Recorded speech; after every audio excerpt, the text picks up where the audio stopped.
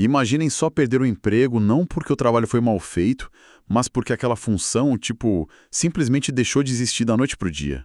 Nossa, um pesadelo total. De repente, todo aquele treinamento de anos não serve para mais nada. Foi meio que essa sensação de pânico que bateu no mercado de trabalho ali pros anos 90. Com certeza. O reflexo disso bateu direto nas salas de aula, né? Forçou o sistema educacional a reescrever as regras de como a gente testa a inteligência e a capacidade de quem está estudando. Exato. E a mudança de chave foi brutal. De uma hora para outra, o mundo fora da escola parou de perguntar o que a pessoa conseguiu decorar e passou a exigir o que ela consegue resolver na prática com aquilo que sabe. Pois é, e a escola precisou correr muito atrás desse prejuízo, digamos assim. E é exatamente esse o epicentro da nossa imersão de hoje. Nós vamos explorar o que tem por trás dos métodos e técnicas de avaliação. Focando justamente nessa transição histórica para avaliação com referência a competências e habilidades. Isso aí. E eu preciso dizer que o formato da nossa conversa hoje tem um motivo super especial. A pauta inteira foi uma proposta do Alexandro. Ah, sensacional! Ele é aluno do curso de licenciatura em matemática do CEDERJ, com supervisão da UF. Ele convidou a gente para acompanhar a trajetória dele neste semestre. Na disciplina de Prática de Ensino 3, né?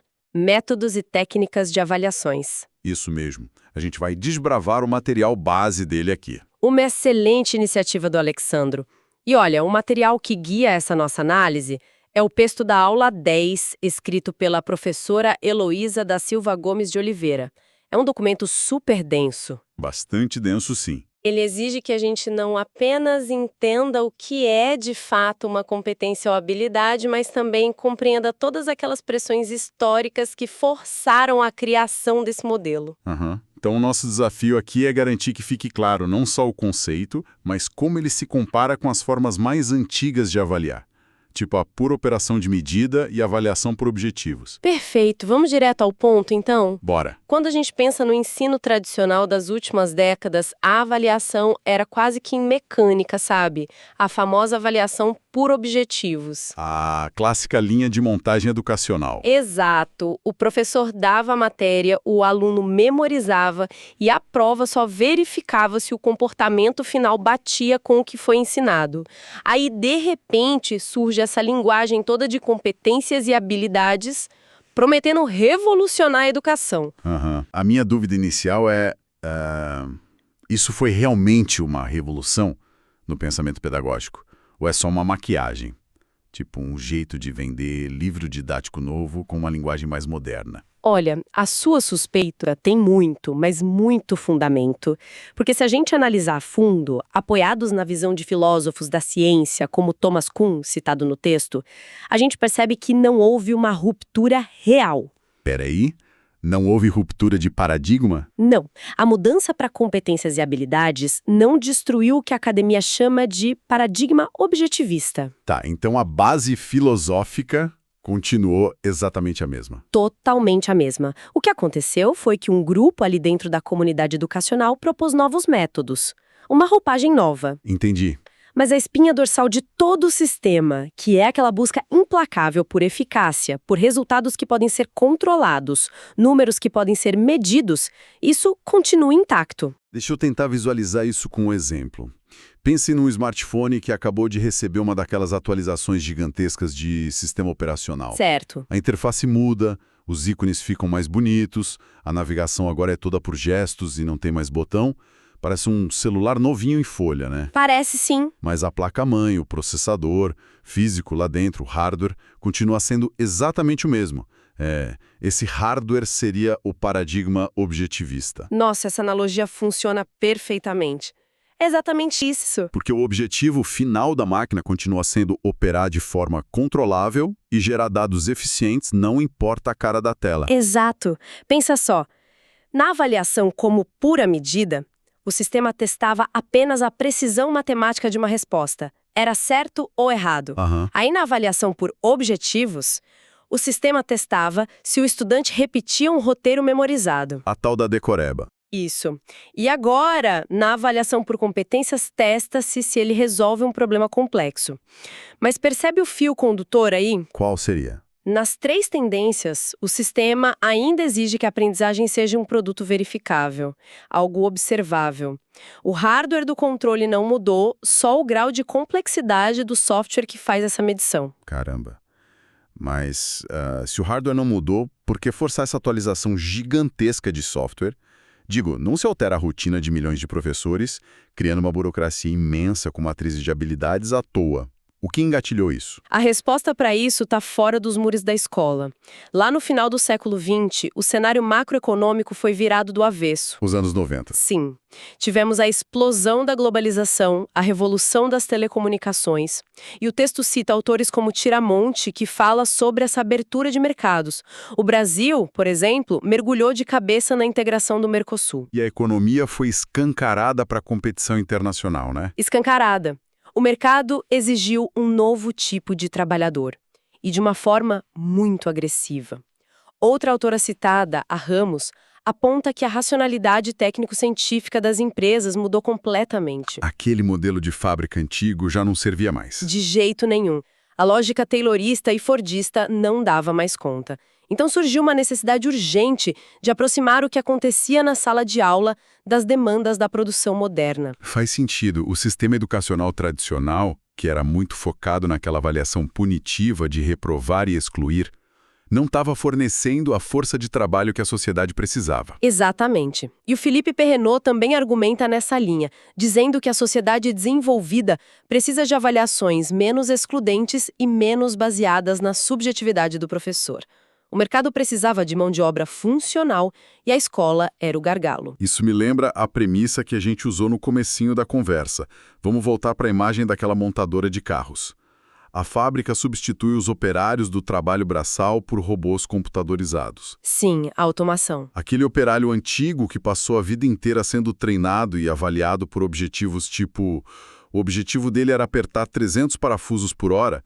Esse cara não serve mais. O diploma de apertador de parafuso perde o valor. Perde totalmente. E o que a fábrica passa a exigir desse funcionário? Bom, a fábrica agora quer alguém que consiga olhar para o robô que parou do nada, ler um manual técnico super complexo na hora, identificar o erro no painel, conversar com a equipe de engenharia e resolver a falha sem parar a produção toda. Uma fluidez de raciocínio. Exato. Não é mais um comportamento mecânico. E é aí, nesse exato momento, que o conceito de qualificação morre e nasce o conceito de competência. A qualificação era aquele papel, certificado, atestando que a pessoa passou por um treinamento super restrito. Já a competência é algo dinâmico. É a capacidade de mobilizar diferentes saberes, leitura, matemática, comunicação, para resolver um problema inédito sob pressão. Entendi. Como o mercado passou a comprar apenas essa competência, o governo e as escolas sofreram uma pressão esmagadora para legitimar e fornecer esse novo perfil. Tá, o mercado exigiu, a gente entendeu isso. Mas como é que isso chega na vida real de um professor que estava lá, acostumado a dar aula de giz e lousa e aplicar prova de múltipla escolha? Não é fácil, né? Pois é. O governo não pode simplesmente estalar os dedos e mudar a cabeça de todo mundo. Como que essa transição foi forçada nas políticas públicas no Brasil? Foi através de amarras institucionais muito fortes. Um exemplo prático que a literatura da aula 10 aponta foi o programa Nova Escola. O PNE que rolou no estado do Rio de Janeiro no ano 2000. Eu lembro de ouvir falar desse programa. Então, não foi só uma cartilha de sugestões pedagógicas fofinhas. O programa atrelou a introdução dessa nova cultura a um sistema rígido de monitoramento. As escolas passaram a ser avaliadas o tempo todo. Então, de repente, a direção de uma escola estadual não estava mais ali só para prestar conta sobre ter carteira inteira na sala ou merenda na cantina. Não mesmo. A direção passou a ter que olhar para planilhas de desempenho, para as matrizes de avaliação do governo. Nossa! A escola precisava provar, com dados estatísticos rigorosos, que os alunos conseguiam argumentar, dominar linguagens e intervir na realidade social. Isso mudou a gestão escolar, aumentou a cobrança por eficiência e instituiu um controle social através de resultados mensuráveis. É uma mudança de paradigma prático muito grande. E em âmbito nacional, eu imagino que a ferramenta principal tenha sido o Enem, certo? Com certeza. A reformulação do novo Enem, ali em 98, foi que introduziu de vez essa matriz de competências e habilidades no vocabulário de todo estudante e professor de ensino médio no país. O que me leva a um ponto de atrito muito interessante dessa nossa pauta. O Alexandro, enquanto estudava a LDB, a Lei de Diretrizes e Bases da Educação, levantou uma reflexão que para mim parece o calcanhar de Aquiles dessa história toda. Opa, qual seria o atrito? Fiquei curiosa. O Alex notou o seguinte: a LDB incentiva o ensino básico a focar nessa formação para a vida, no desenvolvimento da autonomia, nessas competências fluidas todas. Certo. Mas a porta de entrada para o ensino superior, as universidades, elas ainda adotam vestibulares profundamente tradicionais, punitivos e conteudistas. Aham. É um conflito clássico. A dúvida dele é, quando a LDB incentiva esse desvinculamento do ensino básico em relação ao vestibular, ela não estaria criando um ponto de ruptura entre a escola e a universidade, dificultando o ingresso no ensino superior? Porque se a escola ensina para a vida e o vestibular cobra fórmula decorada, a conta não fecha, né? A reflexão do Alex é brilhante, afiadíssima, porque toca no trauma histórico da educação brasileira. Mas, quando a gente olha para o texto frio da lei, a gente descobre uma tentativa jurídica de inverter essa força. Como assim? A LDB não quer criar uma ruptura com a universidade. Ela quer causar uma ruptura no modelo da universidade. Espera, mas como o governo obriga uma universidade super tradicional a mudar a prova dela? Através do artigo 44 da LDB. Historicamente, a escola era refém da universidade, né? Sim, o terceiro ano do ensino médio era basicamente um cursinho preparatório disfarçado. Exato. O que a lei atualizada diz é que o vestibular, ou seja, o processo seletivo do ensino superior, é que tem a obrigação de se adaptar. As universidades devem considerar as competências e habilidades que estão definidas na Base Nacional Comum Curricular, a BNCC. Ah, então a ideia é matar aquela chamada pedagogia do exame. Exatamente. Aquela cultura de estudar milhares de fórmulas só para marcar o X na prova certa e depois esquecer tudo no dia seguinte. Faz todo sentido. E foi por isso que o Enem deixou de ser um negócio secundário e virou o principal avaliador da qualidade do ensino médio, né? Sim. A pressão institucional agora é para que as universidades reformulem suas provas de acesso para medir essa nova configuração cerebral do estudante, e não o oposto. A ruptura desejada é contra a velha pedagogia e não contra o ingresso do aluno. Olha, nós falamos bastante sobre configuração cerebral, matrizes, fluidez, mas a gente precisa descer um pouco o nível de abstração agora para quem está ouvindo. Vamos lá. Nós estamos usando as palavras competência e habilidade quase como sinônimos aqui na conversa. O que a ciência da avaliação diz sobre a diferença real entre as duas? Para entender isso de forma clara, a gente tem que recorrer à psicometria. O material cita um dos principais teóricos brasileiros da área, o Luiz Pasquale. E como ele define isso? Ele define de forma muito estrutural. Competência é uma modalidade da inteligência. É uma estrutura mental complexa. O que a gente chama de saber aprender. Para a psicometria, a competência é um traço latente. Traço latente. Tenta me dar um exemplo palpável do que seria isso. Seria tipo a gravidade... Como assim? A gente não consegue ver a gravidade em si flutuando no ar, certo? A gente só sabe que ela existe porque a gente vê a maçã caindo da árvore. Perfeito! A maçã caindo seria a habilidade e a força invisível puxando ela seria a competência. Nossa, a comparação é fantástica. É exatamente isso. Ninguém consegue abrir a cabeça de um aluno e enxergar a capacidade de raciocínio lógico dele brilhando lá dentro. Credo, ainda bem, né? Pois é. O traço latente é invisível à observação direta. O que você consegue ver, medir e colocar num gráfico é o plano imediato. E isso é a habilidade. A habilidade é o saber fazer, então. Exato. É a ação prática. O comportamento que o aluno demonstra quando é provocado por uma questão de prova. Bom, o Alexandro pediu para a gente trazer essa discussão para o terreno da matemática. Vamos montar aquele cenário clássico de prova escolar. O problema de descobrir o tamanho de uma escada que está encostada no topo de um muro, formando uma sombra no chão. O famoso Teorema de Pitágoras. A massa caindo da sua metáfora, né? Isso.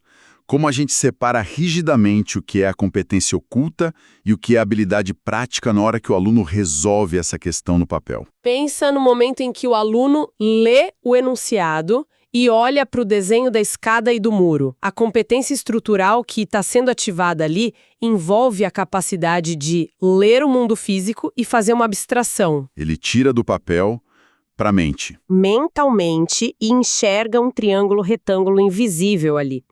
Ele decide lá na mente dele que a linguagem matemática é a ferramenta certa para intervir naquele problema. E isso tudo é o tal do traço latente. Sim, tudo isso operando no cérebro dele, invisível. E onde entra a habilidade observável nessa história? A habilidade acontece no exato momento em que ele pega o lápis, seleciona a fórmula correta e executa a operação. A hipotenusa ao quadrado é igual à soma dos quadrados dos catetos. Ah, o ato de calcular. O ato prático de resolver o cálculo e chegar no número exato é a habilidade. E olha que interessante, o ponto central da avaliação moderna, usando métodos estatísticos complexos, não é dar pontos só porque o aluno acertou o número final da conta. Como assim?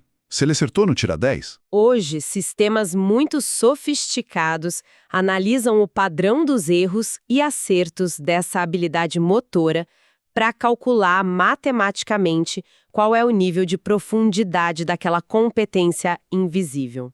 Caramba, parece um sistema incrivelmente sofisticado, quase um raio-x do intelecto. É muito complexo. Mas sabe, quando a gente entra nos estudos acadêmicos sobre isso, fica muito claro que existe um lado meio sombrio nessa sofisticação toda. O material base levanta críticas bem pesadas a esse modelo. Não dá para ignorar as críticas. Autores como Ramos, Gama e Lopes, que estão lá no texto da aula 10, eles batem de frente com essa euforia toda em torno das competências. E qual é a principal bronca deles? A principal crítica acusa essa tendência de promover um eficientismo social brutal. Eficientismo social. O que isso significa lá no chão de fábrica da escola? Significa que a escola passa a ser encarada quase como um departamento de recursos humanos do mercado capitalista. Vira uma agência de empregos. Quase isso. O foco do ensino passa a ser exclusivamente o comportamento utilitário. O sistema só se importa com o saber agir para trabalhar em equipe ou produzir, porque é isso que a economia demanda. O aluno é reduzido a capital humano. O que nos leva de volta para o nosso aluno lá da escada encostada no muro. Vamos ver.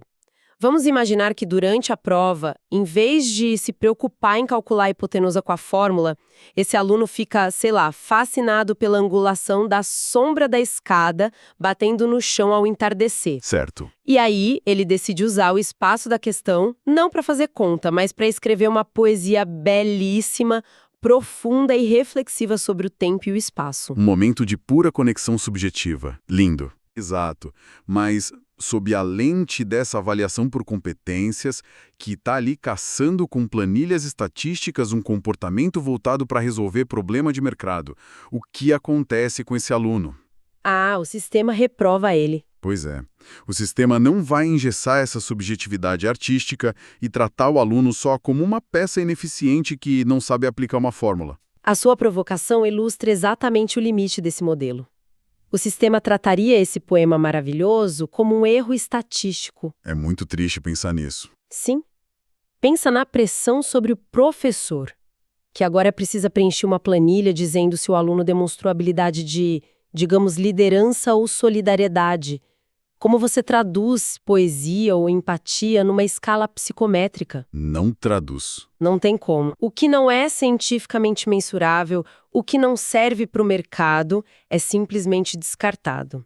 E é aqui que a gente pode fazer o balanço final entre as 3 tendências históricas que o documento pediu para a gente comparar. Vamos lá, vamos colocar as 3 lado a lado, frente a esse aluno poeta. Perfeito.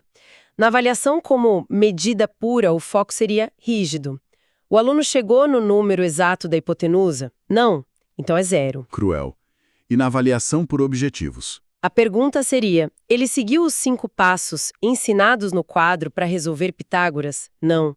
0 de novo. Tá. E na avaliação por competências, que é a modernona? Na avaliação por competências, a pergunta muda. Ele conseguiu mobilizar o pensamento matemático para resolver um obstáculo prático da fábrica? Não. Então ele é ineficiente. Ou seja, no fim das contas, nas 3 tendências, o paradigma objetivista esmaga o aluno. Esmaga. O aluno que olhou para a realidade de uma forma poética, não utilitária, foi ignorado pelas 3 formas de avaliar. Nenhuma delas se importa com quem ele realmente é na essência. E esse é o grande alerta dos críticos. As ferramentas estão ficando cada vez mais tecnológicas e sofisticadas, mas elas ainda correm um risco imenso de empobrecer a formação humana, limitando a inteligência da gente apenas àquilo que serve para o jogo econômico. É um choque de realidade para quem está se preparando para entrar numa sala de aula como professor. Mas, caminhando para o fim da nossa imersão de hoje, eu acho que é seguro dizer que a gente entregou a missão estabelecida pelo nosso documento base. Com certeza. A gente desbravou a estrutura da avaliação por competências e eu acho que deu para entender bem que se trata de rastrear habilidades práticas para inferir aquelas estruturas mentais invisíveis. E nós também deixamos claras razões históricas disso tudo, né? Não surgiu do nada. Foi um mundo globalizado e a pressão do mercado que aposentaram o operário antigo e forçaram a escola e o Enem a mudarem de cara. E o principal, conseguimos comparar os 3 modelos e ver que, no fundo, a vontade de medir e controlar o intelecto é um motor que une todos eles. E qual seria a grande conclusão que o estudante de licenciatura como Alex tira ao dominar toda essa teoria? Eu sou suspeita para falar, mas eu acredito que entender os mecanismos, as pressões políticas e as falhas de cada modelo é a única forma de o educador recuperar o controle da sua sala de aula. É só assim que aquele antigo divórcio entre o ensino e a avaliação, onde o ensino finge que ensina e a avaliação pune quem não aprendeu, pode finalmente chegar ao fim. Quando o professor domina a teoria, ensino e avaliação podem caminhar juntos pro bem do aluno e serem felizes para sempre. Um encerramento mais do que necessário para a jornada de hoje. E falando na trajetória do Alexandro e de todo mundo que vai encarar uma sala de aula, nós temos algumas máximas inegociáveis que fazem parte dessa formação. Verdade. E a gente faz questão de entregar essas máximas agora com todo o peso que elas merecem para quem está ouvindo. Disciplina pedagógica não é perfumaria. Exatamente. Ela é essencial para o bom desempenho dos professores que querem fazer a diferença na vida dos estudantes. Nossa filosofia é aprender, refletir, compartilhar. Pois quem ensina aprende 2 vezes. Portanto, inspire-se, nossa filosofia é. E para não deixar nossa mente descansar tão cedo, eu deixo um último questionamento pairando no ar para a nossa audiência. Se todos esses sistemas, até os mais tecnológicos do mundo, continuam obcecados em capturar só o que nos torna úteis para a economia, como seria o desenho de uma avaliação que conseguisse, de fato, validar a essência imprevisível da nossa humanidade? Fica aí a provocação, um abraço e até a próxima imersão. Até lá, pessoal!